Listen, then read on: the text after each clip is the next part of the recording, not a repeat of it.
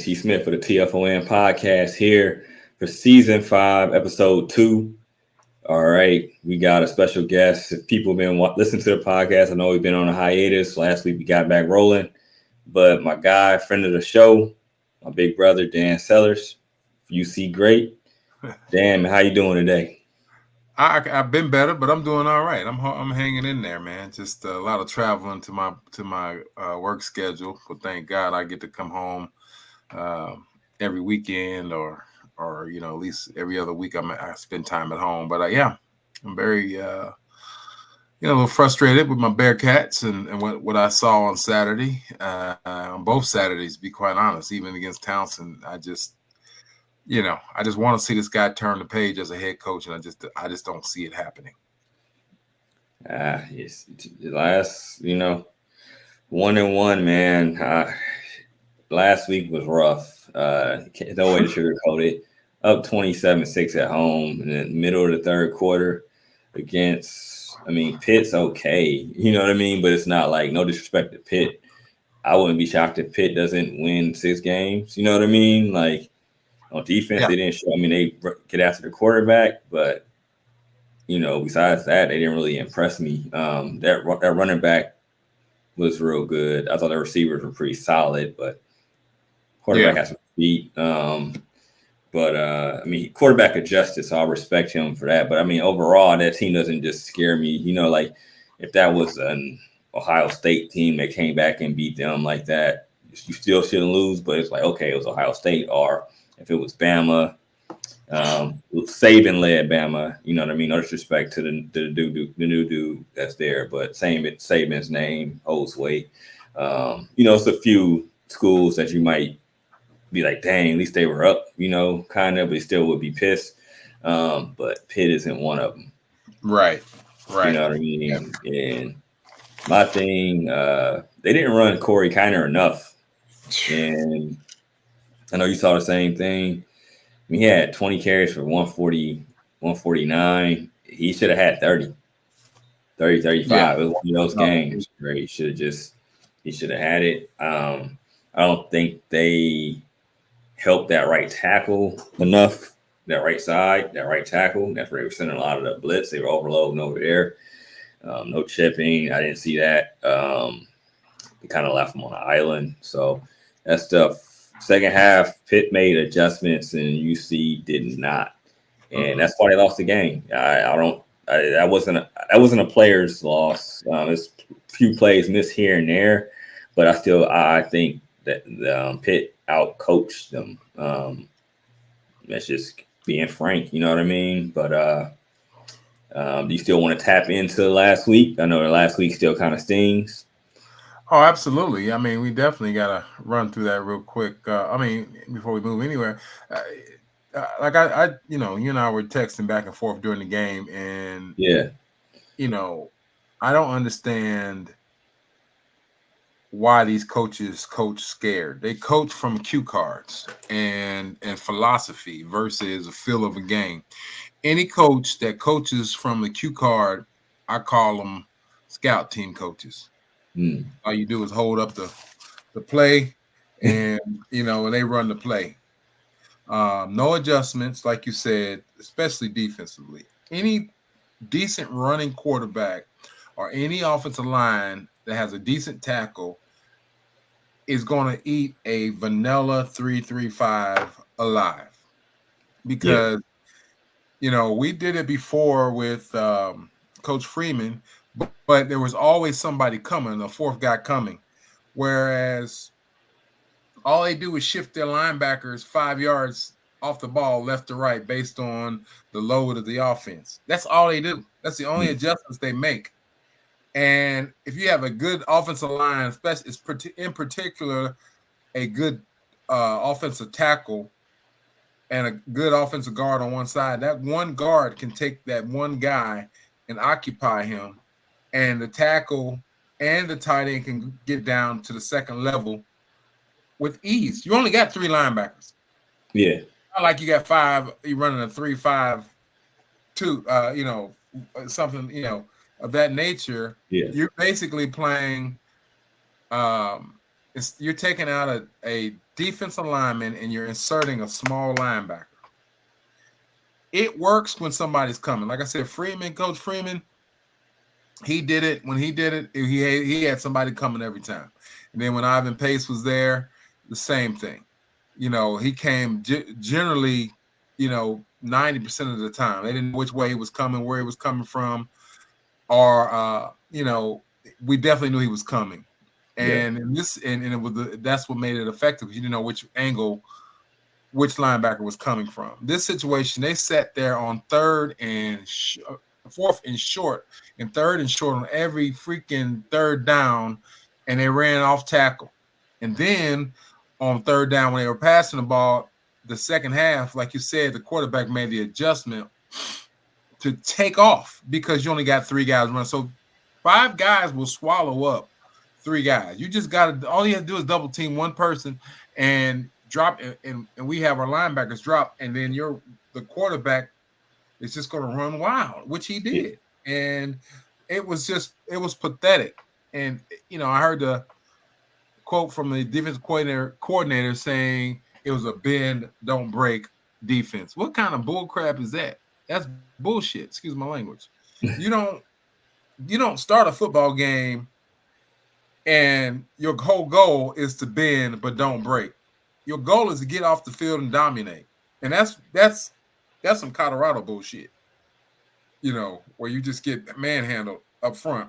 And they didn't get manhandled because the best defensive lineman in the country was taking on 2 guys and still getting penetration.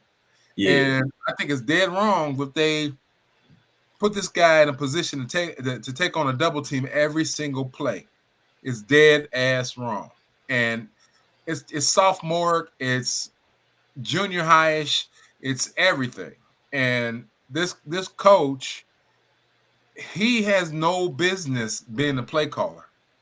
Because you can't manage the rest of your game, the rest of your team throughout the game when you're calling plays. You're shutting down half of your coaching ability on defense when you're calling the plays. You can't concentrate back there on the bench with your offense and say, hey, we got to do this better, got to do that better. It's just a total quagmire. And at best, he can only be average. And that's what he's been his entire, D1 career. So that's where I'm at with it. Okay. Yeah, I feel you. I mean, because he calls the offense, that's for sure. When it's rolling, it looks good. It's just when it's time to make the adjustments, that's when it looks like the Bearcats get caught. I mean, just being point blank, man. It's time to adjust. I feel like the set plays or whatever the plan from the beginning looks solid, and then it gets, I don't know, it gets a little hairy. You know what I mean? Once those teams figure it out, it's no I got a 1-2. It's no counter, like it's no uppercuts, no feint, fake the jab, hit. You know what I mean? Like it's no counter off of those plays that I see. And that's what I think. No continuation of the the strategy to the second half. And it's funny. I don't know if you ever watched them. Like I occasionally would watch them. I know a couple of kids that played for Louisville while he was head coach, and this happened all of the time. It's so consistent with who he is at this level, and ACC and now the Big 12. It's so consistent, and if you go back to look at the stats and some of the games, you're going to see the same thing happening over and over again, where he kind of just loses focus, and he's a guy who has to do everything, has to have his hands in everything instead of focusing on the administrative piece alone. He's got to be, in control. And I guarantee you that drives his wife crazy. So, I mean, I'm just saying, I'm over it, man. I mean, it's only the second game of the season, and we're heading to the third game. But, I was hoping he would show me something different with all the new players that came in. And it is more of the same. I don't care who you got. If you can't coach those kids up, to be dominant, and you got some dominant players. It's not going to happen. You're going to have a whole bunch of Pitts throughout this. I mean, there's a lot of teams in the Big 12 that are Pitt all over again. They should have dominated the game. Yeah. Yeah, that Pitt game should have been at least a 14-point victory, even with tell-off. You know what I mean? Right. Should have been. No sugarcoating that, man. I can't dance around that. It was just because the better team, like, you know what I'm saying, like, the better team won and blah blah blah. That wasn't it. It was they outcoached them. It was a couple plays that the players missed, but it wasn't. They still were dominating even with the missed plays. It was just, I think they I don't know, they forgot about Corey at the wrong time. You know what I mean? What coach dominates on the ground for a couple halves and then decides that all of a sudden, you know, I want my quarterback to have 350 yards. I mean, who does that, man? It was the wrong time to forget about Corey. That's all I got on that one, because he was rolling, man. He was trying to will them to win. You know what I mean? He's always had over 100 yards against Pitt. He did it again on Saturday. I mean, he was getting chunks. Is he gonna get the breakaway run like he goes 80? Nah, but he was getting 15 and 30 yards. You know what I mean? On like right. I mean, I haven't tracked it, but I definitely remember seeing at least 3 to 4 that were like 10 plus. You know what I mean? He was dominating. You know, that 3rd and 3. Like, I'll just go back to the 3rd and 3 before I move on to Miami of Ohio. But at 3rd and 3, I just think, and I don't even think you got to run Corey. I'd rather them stuff Corey than the quarterback gets sacked, because they do an overload blitz on the right side, on their left side of the on defense. But nobody there to help. You know what I mean? It was tackle had 2 people. He chose the inside guy. Outside guy was free. Sorensby, I think the person might have been open, but Sorensby had no time to make a throw. So he had to throw it away, essentially. And that was the game. I knew that when they got the ball back, I knew the Bearcats weren't going to win that game. You know, even before that first down, I knew it was over. It's just the momentum. They couldn't stop it. And I think, you know, the person that I thought on the field could have stopped it was Corey. He didn't get the ball enough. You know what I mean? You get one first down right there, even how bad that game almost turned or did turn, I think they win the game. I think you give it to Corey, and then maybe it's 4th and 1 and you still go for it, see what happens. But I would trust Corey. I wouldn't have went away from Corey. He was it. I was gonna win or lose off him, just because of how good he was playing. I think 150 yards, like away from him. Yeah, I mean, even if you just do some play action and use your tight ends, you got one of the best tight ends in the league. You're not. Yeah. It's again, man. I don't know. I just don't. Yeah, Royer is a beast. I just don't have the feeling that this guy is the right guy, and it's coming from all the angles. It's coming from how he recruits. It's coming from how he interacts. It's coming from how he coaches game day. I just don't have the feel to talk the way. It reminds me. I'm trying to think of who he reminds me of. It's almost like Tuberville. Tuberville was just here and didn't really feel like he was supposed to be. And that's kind of what this guy feels like. You know what I mean? He doesn't feel like he's endearing to the fans. He's, nobody's going to be mad at him if he leaves, even if he has a winning record. And he may, I said the same thing last year, but you can't lose these games and have an impressive year. You can't. Yeah. I mean, you can't go back and say, oh, yeah, we won 8 games, but we gave up a win to Pitt, and that's a good year. I'm sorry. I just don't buy it. I'm not drinking the Kool-Aid at this point.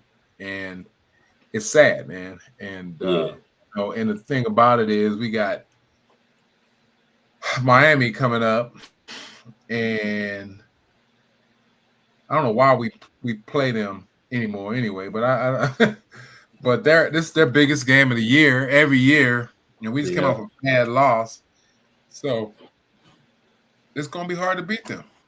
Yeah. Yeah, I think they're 1-1. The positive is this would be, let's see, they play this game. Next year they won't play. And then the year after that technically probably be the last game. So they got to win. You know what I mean? So we cannot Right. be tied with them. We tie right now at 60, 60, and 7 or something like that. Right.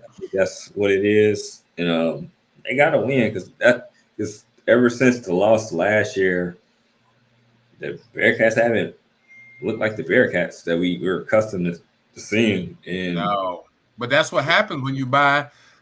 When you buy bargain goods, you went after. It was a bad. It was a. I hate to say a bad hire, but it was a lazy hire. And I've said that on this podcast and other podcasts before. It's a very lazy hire. You did not challenge anyone or your university to go out and get the best person. This is the same thing that happened when they got Tuberville. Tuberville was looking for a landing spot. He was going to get fired at Texas Tech the following year, but he was looking for a landing spot, and we went out and got a guy who really has been average and minimally above average as a head coach. Man, he was at Texas Tech. Like shit, he went from Auburn to Texas Tech. That tells you something.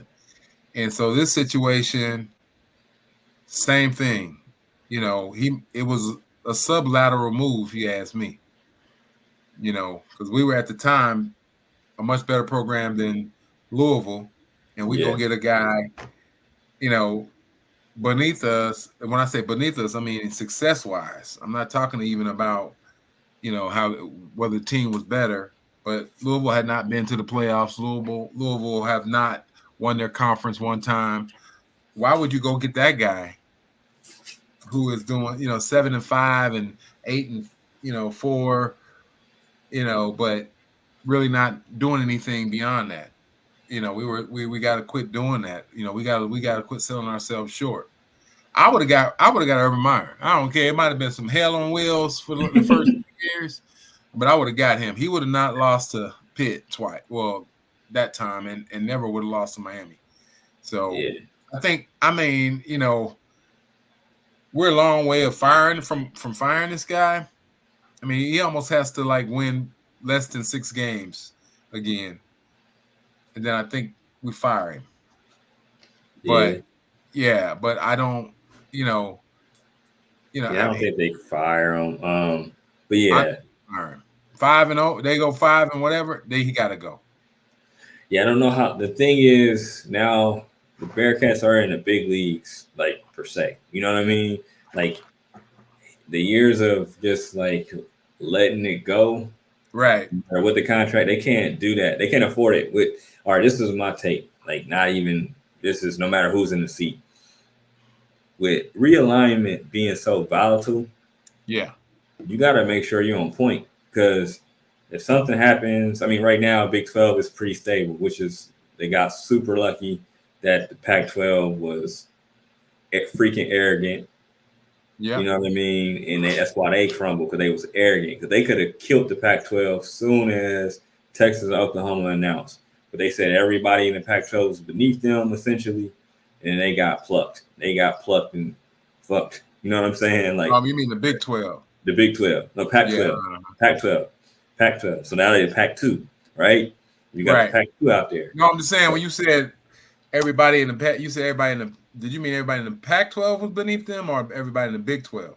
Big 12. My bad. Big 12. Yeah, that's what. The Big 12. Yep, was beneath them. So Bearcats got lucky, because when that happened, boom, they had a wrath. Right there, because the Big 12, the Pac-12 was too cocky to pluck the TCUs, you know what I mean, the Oklahoma States and, Baylor, and get them in there and make it just shake up.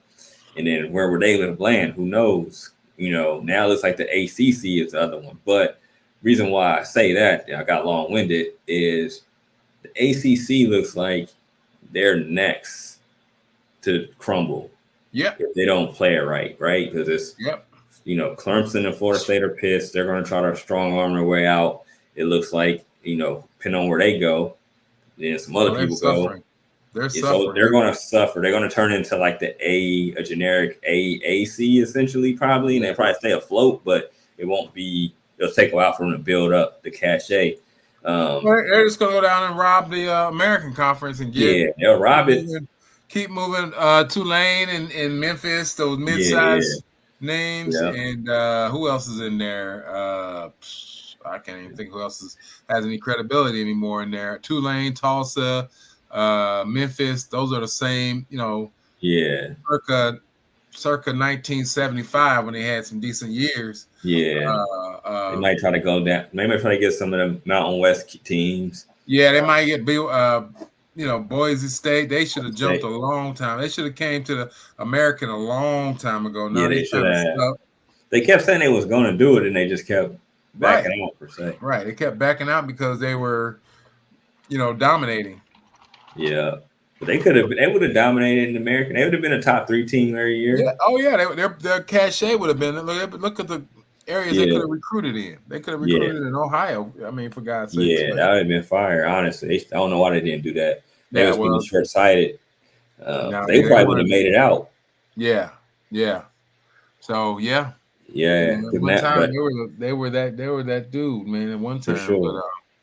I mean, they banged. I watched them play against. They still solid. They watched them play against. They're gonna stay solid because they get a lot of recruits, man. A lot of transfers there. Yeah. And there's only one school in that area, and I mean Idaho. I mean, you got Idaho. Hey, going to Idaho has got to be crazy. I ain't ever been. That's got to be crazy. But they man. They say the brothers are very popular there. That's all I understand. That's all I understand. So, to bring my point to the conclusion is, with stuff being so volatile, you see football is king. You see the basketball school though, right? But football is king. Everything is made. All moves are made based on the football program. So they gotta win. You know what I'm saying? Like, you gotta win. Yeah. And the Big 12 isn't strong enough not to beat. Like, even last year, the Big 12 wasn't that good where you can't get 6. You know what I'm saying? Yeah. So, like, you know what I'm saying? So, like, I mean, Texas Tech is beatable. Heck, last year, was it Kansas State who came in there? I mean, it was a lot of teams that were beatable. Even Oklahoma wasn't, in here dogging us out. You know what I mean? No, we held our own against Oklahoma. That's like that loss to Oklahoma. Offense did us dirty against Oklahoma. Defense did what they're supposed to do. Held them to 20 points. And after that, I just felt like the wheels really fell off. But yeah, the Big 12 is good. Like, it's a good conference, and it's no pure bums, really. I mean, it might be a couple teams. And if we don't freaking start winning, they might count us as the easy dub. Well, right now they are. Right now they are, and that's unfortunate. Yeah. We got such a good fan base so far, and such a I know you mentioned something about recruiting. It's like, man, why is he not recruiting the gold mine? Yeah, these are motivated to stay home now. Like, literally are motivated to be there. You got it. Midwest is key for Cincinnati, man, because even bringing guys back. I mean, even in the transfer portal, you should be bringing Cincinnati guys home, man. Yeah. And that's the key, man, because guys want to play it. I mean, I played at home, and to have my parents at every single game and be able to go out in the neighborhood and everybody saw you play, it's just there's nothing like it. And it's an extra sense of motivation. And, play with guys, that were from Walnut Hills and Aiken and Elder and Moeller and, Jason Stargell and all those guys that, that I've been playing against my whole life. And, Rob Brown from Moeller and just, our quarterback from Elder, just it was just all it was great, to have, and we always had good football in high school. So whenever we played a Auburn and especially Bo Jackson, I mean, I ain't gonna lie, Bo did intimidate the hell out of everybody, but it did prepare you to feel like you can beat anybody. Yeah. I playing in the Pitt Stadium, the at Elder. They call that crap the Pit because it was the Pit, and we tore their tail up. They cheated to win, but they know that. But it was like you standing up against. We got our bus got rocked. They called back 3 touchdowns. We whooped them so bad they threw rocks and bricks at our bus on the way out of there. That's when you grow up like that. And play in environments like that, and you go up to Hamilton Big Blue and same thing. You beat them, and they, you get your bus get hit by bricks and stuff. You're not afraid. You're not afraid to play against anybody. And that's the environment.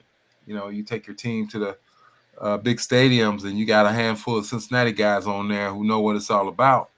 It means something, versus somebody from Georgia where they got 18, 20,000 people in the stadium and you're a celebrity. No, it's a big difference, man. You hit those guys in the mouth, they want to call the police on you. So, yeah, get some of these hood cats and some of these strong, big old cock strong elder offensive linemen and Moeller, specialty guys, and recruit them, keep them home, man. They don't need to go to Indiana or Illinois. What the heck's going on over there better than Bearcats? We could say that for a long time under Fick and the previous coaches. I can't say that right now, though. Yeah, that's all right. That's fair. That's fair. And big NIL, the NIL over in that Big Ten NIL has been creeping in. No, but, yeah, you can't argue that. So for this game, man, the 60 and 60. Only technically right now on paper, only 2 games left. This game and in 2 years. Oh, they're gonna play again. They just trying to reschedule it where it won't be every year. But yeah, I hear what you're saying. Yeah, but I think they trying to get bigger buy-in games. They trying because they see where it's going, so they rather go play somebody else and get the bag. You getting $900K to 1.5 million. You go get smacked up, and then if you got a decent team, you might be able to pop somebody. Yeah. So yeah, I think we proved over the last couple of decades that we should not be playing them in a rivalry game. Last year was the biggest game they've ever won in 20 years. So it's not like every year we out here struggling to beat Miami. Although this guy is not giving us any promises, but I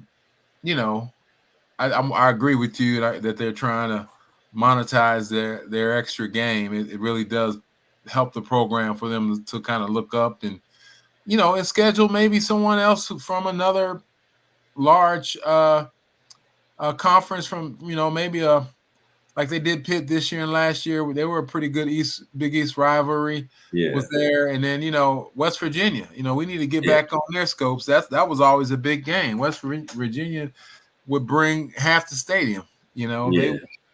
I remember the last game I watched them play was at Riverfront Stadium. I mean, not Riverfront Stadium, Bengal Stadium, Paul Brown, and that was a great game, man. It was me and my brother went. They play. I think they play West Virginia this year at Nippert this year. I want to say it might be the last game. Might be the last home game. Let me see. I'm not sure here. I was looking at this stuff earlier because I had to get my head back on Bearcat channel. Yep. But let me see. We got I think we're home. Yeah, my key for this game, man. They gotta finish. They can't lose this game because they gotta dominate. They gotta figure out how to dominate. Yeah, they gotta finish. And you cannot dominate if you don't get 3 and outs, and that's the problem. Yeah, because that defense will not garner you a basket full of 3 and outs. It's a bend, don't break concept when you do not bring extra pressure. When you go 3rd and 9 and 10, yeah, you may not get the pass off because everybody's covered, but the guy ain't in a hurry because he's not getting any pressure. Yeah. And then when he does get pressure, you force him out the pocket. He's running for 8 yards before he gets touched, and that is a problem. And then what Pitt did was start on 3rd and long. They basically designed quarterback runs. Just like our play action off the tackle, because you could just hook the daggone defensive tackle, and you got a linebacker who's 5 yards off the ball. Yeah. He make one guy miss like that good. Like you said, that running back was incredible. He make one guy miss and he was gone. And it's just it's stupid, man. It's when you coach like that, you coach scared. Because somebody told you this was a good scheme and you bought into it, you're gonna coach from a freaking cue card because it gives you situations. Instead of coaching like, okay, I got my eyes on this guy, the left tackle, he got injured last series. He's not getting out on the defensive end. So let me bring somebody underneath him or bring somebody out around him. They don't coach like that. That's what good coaches do. They watch the game and they make adjustments. They have 5 plays based on down a distance, and then they have other alternatives that may not be written down on the freaking cue card that will match what the situation is, what's best for it, and they don't have that. They don't have that on offense, and they do not have that on defense. It's like on offense, he went away from whatever the feel of the game was, and everybody in this damn stadium, including the announcers of the game, said that you need to ride the running back. And this guy, he's cue card calling the game, and that's just it's so easy to see. And I used to hate coaches like that. I hate playing for coaches like that. They were their daddy got them a job as a grad assistant, and they kissed ass until they got on the coaching staff, and then and this guy passed down this offense, and all the statistics are on this card, and that's how I'm going to call the card. When they doing this stuff right here, and they doing like that, looking down, forget about it. Forget about it. If they don't know if they can't look out there and say, okay, all right, I need to put my guys in position to make this play. It's 3rd and long, so I'm going to cover 2 over the top. And if they make an adjustment, we're going to come off of that cover 2, and they know what to do. Yeah. No, that's not what they're doing. They're like, okay, it's 3rd and 8. They're not even looking at the offense to find out what they're doing. They're just going situation down a situation, and that's at the end of their call. They're not making any adjustments. They're not coming out of anything. It's very disconcerting. From ex-college and pro football player, I know it when I see it.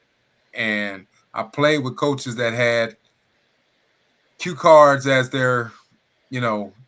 Now they got iPads or whatever the hell they got. But end of the day, man, that shit ain't gonna get you nowhere. I'm just being real. And I told you that on in a text on Saturday. Yeah. Definitely. You texting? Who you yelling? I'm yelling at you on the damn text. Like, man, you don't see this shit. Excuse me for cussing y'all. I'm a daddy. I'm a preacher's son. Nah, man. So I can. Saturday was rough, man. They gotta adjust. Like you said, I think they got if they're gonna stay in that 3-man front, they gotta be way more aggressive. Yeah. And I rather like me personally. I'd rather be if they give up a big play because they was too aggressive. You know what I mean? Like, yeah. But you gotta force them. You gotta force them to be like, hey, if I guess wrong, I'm messing up because I'm running into the blitz. You know what I mean? Or if I don't pick it up right, you know what I'm saying? Like I gotta run away from it or whatever. I'm audible and I'm thinking too much because they sat back way too much, and they got enough people that can go get the quarterback. They got enough athletes on that field. Like Bartlett, that kid is a grown man. Day kid seems pretty good from what I've seen in practice and just in general. Thompson, I like him. I mean, the D-line, they got some injuries, but I mean, now that Dante's back, it's doing them a disservice. They have to be aggressive because he's going to see double teams and sometimes triple. It's not fair. It's not fair yeah, that you put this guy in that position every single play.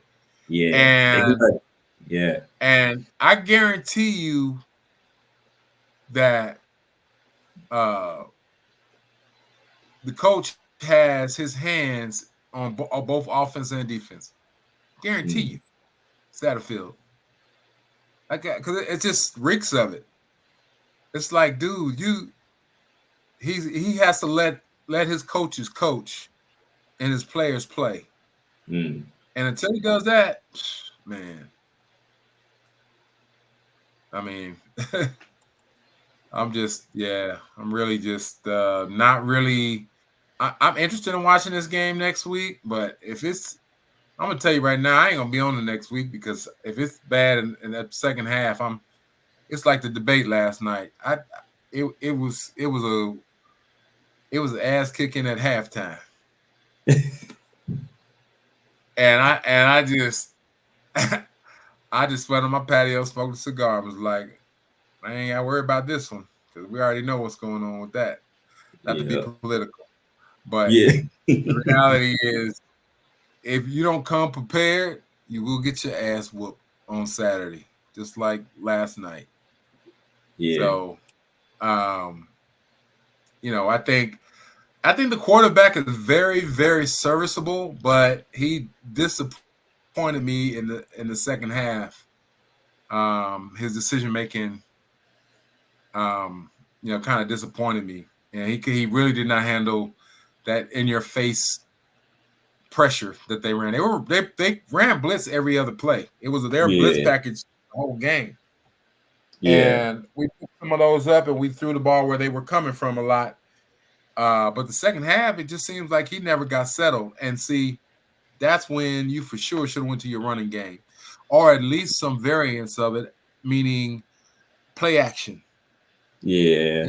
Play action was not a factor. I don't think we did any screens either. And none of that. Like, because I know if you're gonna go away from Corey, because I know Evan Pryor, he's the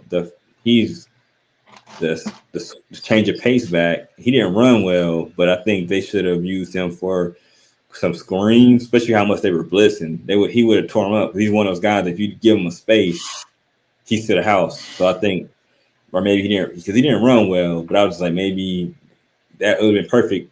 2 screens to him, I thought would have been huge. You know what I mean? Maybe slow down Pitt a little bit, making him think, but that didn't happen, man. Like you said, the play action or like I didn't see any screens, and I thought that's something that Evan Pryor, if you're gonna go away from Corey, do a variation of the run game and switch somebody and you put the explosive back in, get him a screen, get him in space, and see if you could take one and then come back to Corey. You know what I mean? Like it was one of those things. Like that's why you can't be a head coach and offensive coordinator in college. Because first of all, you got twice as many kids. You got twice as much, oversight and things to do, and there's no way you can be an effective coordinator. That's why all these other guys in the SEC they moved away from that because Sarkany and all those guys, because you can't do everything that needs to be done. You can't motivate your defense when you're out here trying to call plays. You can't pull a guy to the side and say, you can't even watch him on defense because when they come off the field, you're over there talking to the offense. So fundamentally, they're screwed up, and that's just, that's what it is. I know what I wanted to ask you. What is going on with Prather? Man, just keeping it real. I mean, the Sterling Burkhalter kid had a hell of a camp. So he's like right behind Henderson. Like if Henderson comes out 84, he's a Cincinnati kid. I think he might have went to Princeton. Princeton or with Winton Woods. Xavier. Not Winton Woods. Huh? Xavier. Did he go to Xavier? Went to no, that's his name. No, it's his No, name. He's from Xavier. He's the starter. He's the someplace in starter. Miami, Florida. No. Sterling Burkhalter is the he gets in when Burkhalter. Xavier's the Oh, starter. okay. Xavier's the starter, and then Burkhalter gets I the like other Zay one. Henderson. He's all right. He's all right. Yeah, I no, like he his good. stature. Yeah, No, I I like think him. He's real good. he's an NFL guy. Yeah. No, he's legit. But Yeah, now, he I mean, I probably just think, transfer out of here next year though. yeah, Burkhalter. He Burkhalter, yeah, he's from Cincinnati, yeah, and he he is came in. He guy. had a hell of a camp.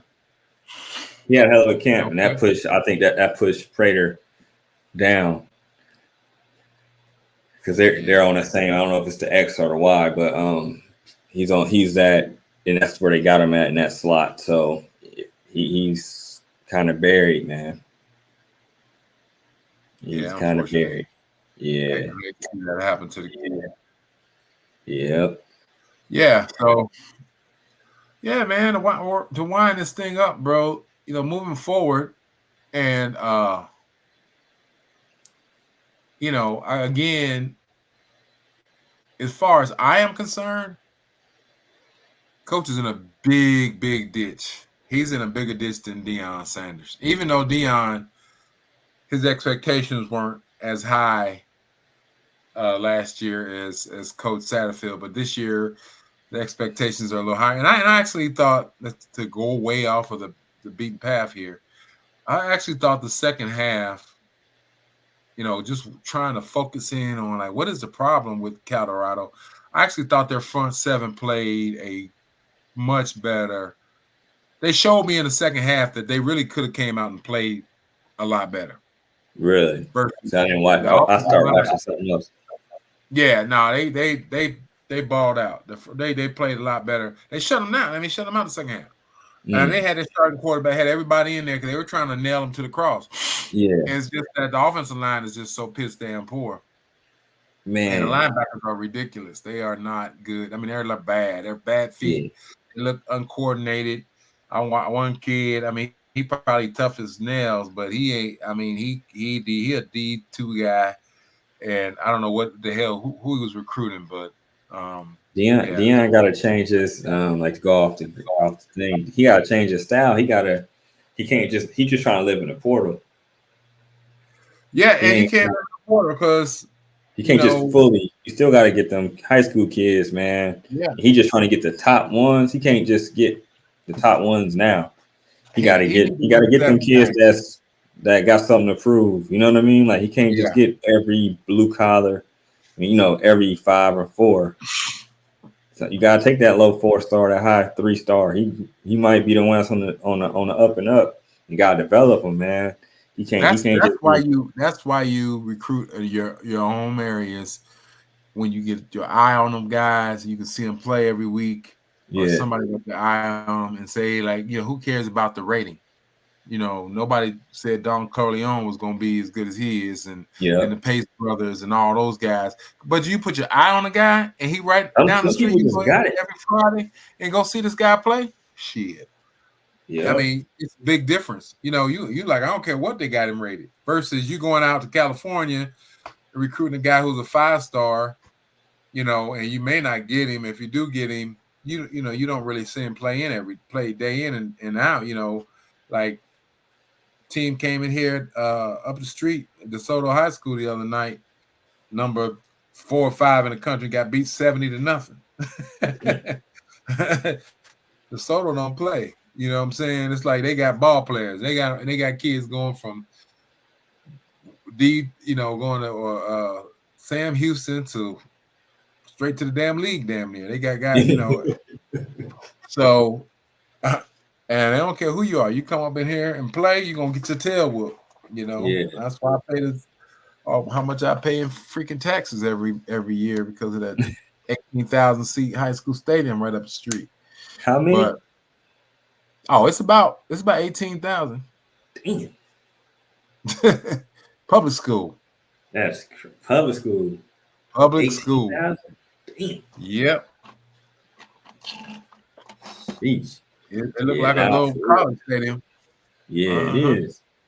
And that ain't even close to being the nicest one. I mean, they got them out. They got some semi-dome type stuff out in Allen, Texas, and I forgot the new one they just built for $80 million high school stadium. Yeah, that's crazy. No, it is crazy. It's ridiculous. But they got spring practice and everything. Oh yeah, they do spring ball. Damn. Yeah, man, it's serious. I mean, like I can. Yeah, it's like a college band when they play on Friday nights. I'd be on my patio like, dang, and it's a mile and a half away. Like you can hear them. Huh? That's crazy. Yeah. But anyway, long story short, we're gonna close this up. But I think with Miami, man, you know, it's, and I'm not gonna even try to guess. You know, I'm looking at their stats and all that stuff, but I ain't gonna pretend like I know anything about Miami of Ohio. I never do. You know, it's one of those places where, you know, right now it's a landing spot for kind of rejects, guys going the other way in the portal. You know, you see a lot of guys leaving the MAC and going to the Big Ten and other big conferences, but you know, over the last couple of years, Miami and some of those schools, Northern Illinois, have gotten a lot of Big Ten players and now Big 12 players to come in and transfer. So, yeah, and they got a beef to you know, defend in terms of they got to, you know, they're not getting recruited, or in some cases, you know, not being able to come in there. But I'm looking at they got 2 losses already. Oh wow. They got that was last year? I think they 1-1. Let me double check. I got a lot of paper. Yeah, I think they're 1-1. They lost in Northwestern, right? I believe so. Oh, okay, yeah, they lost. That was last week. Okay, I'm looking at the MAC. Okay. Yeah, they 1-1. Yeah, they lost to Kentucky. Yeah, they lost. They beat. Oh, my bad. Wrong thing. Wrong shit. I don't know why we're all scattered up like that. Then they got a tough schedule. Let's see. They 0-2. Yeah. No, they 0-1. 0-1. My bad. 0-1. No? Yeah, 0-1. Oh, yeah, they only had one game. Yeah, they lost to Northwestern. They played Northwestern, and I don't know how good Northwestern is, but I don't think they're that good. They barely lost to Northwestern. Yeah, I don't think so either. But still, man, it's a Big Ten team, and you know, bigger athletes, and they had a big game because they opened up their new facility and all that stuff, and they showed out. You know, they almost won. They lost by 7 points. Looked like they couldn't get in the end zone, but it looked like somebody got a safety. I don't know what the heck that is, or maybe a touchdown and 3 and 2 field goals. Yeah, touchdown, 2 field goals for Northwestern. But yeah, I mean, I think it's the same thing every year, man. If you get caught sleeping, you will lose to Toledo. You will lose to teams like Miami. Any MAC team can beat you. Bowling Green, we saw how well they played last week, and it's almost impossible to get up for Bowling Green and Toledo. But these guys you play every year, and there is some kind of camaraderie between local kids because Miami has a lot of local kids and kids play against each other in high school. So, you know, I know it was like that when I was there. You know, guys that would never start on my high school team, you know, played on other teams and got to Miami and they played their butts off when we played them. And we, you know, every year it was horrible because it was the end of the year. We're like, that's why I don't play them at the end of the year anymore, because we're like, man, we're trying to get to a bowl game, and these guys out here playing for their life. On Thanksgiving, like shit. And they beat us. You know, they beat us a few times. So yeah, they had some good players, Ralph Williams and some of those guys, Preston Colliers and all those guys. But yeah, we had better players by far. But it's gonna be the same thing on Saturday. So I don't really, I never did like watching that game. Especially when Roethlisberger was there, it was like, oh man, I never watched it. Oh yeah, that was crazy. The Roethlisberger, Yeah, yeah. yeah. And I think I was doing the radio then. I hated it, hated it, hated it. But Damn. hey, man, I'm gonna let you get going. I know you got a early day tomorrow. You're an hour ahead of me. Yeah, for sure. Yes, sir. Yes, sir. Dan, thanks for being on. I Yeah, we'll love it. see what happens, man. And hopefully the Bearcats can get a dub in between, become 2-1, and then get the lead in the bell. So see what happens, brother. Well, And you know, I'm gonna be texting you if it go right or wrong. I'm gonna be texting you because yeah, for I sure. cannot watch the game around people. I'm probably on my patio. My neighbors think I'm crazy watching the game, or I'm in a den, and my wife won't even come in there. And For real. you're the only outlet I have, good or bad. That's the sad part. All right, well, shoot me a text, man. I'll be there. Yeah, Y'all make sure y'all forgive check me out the ahead of pod. time, brother. Forgive me ahead All of right, time. all right, bet. Sounds like a plan, my brother. Well, and we're gonna end it like that, y'all. Make sure y'all check out the podcast. Follow the front office news. Subscribe to the YouTube channel. Make sure y'all like it and comment on all the podcast sites. And make sure y'all guys, y'all want to tap in with us now. We're on the Rivals Network. Subscribe, man. Our message board has got a lot of information on there. Subscribe to the new site, man. Any subscribers will be very appreciated. Join it, man. There's an alternative out there now, guys. Come rock with us. Amen.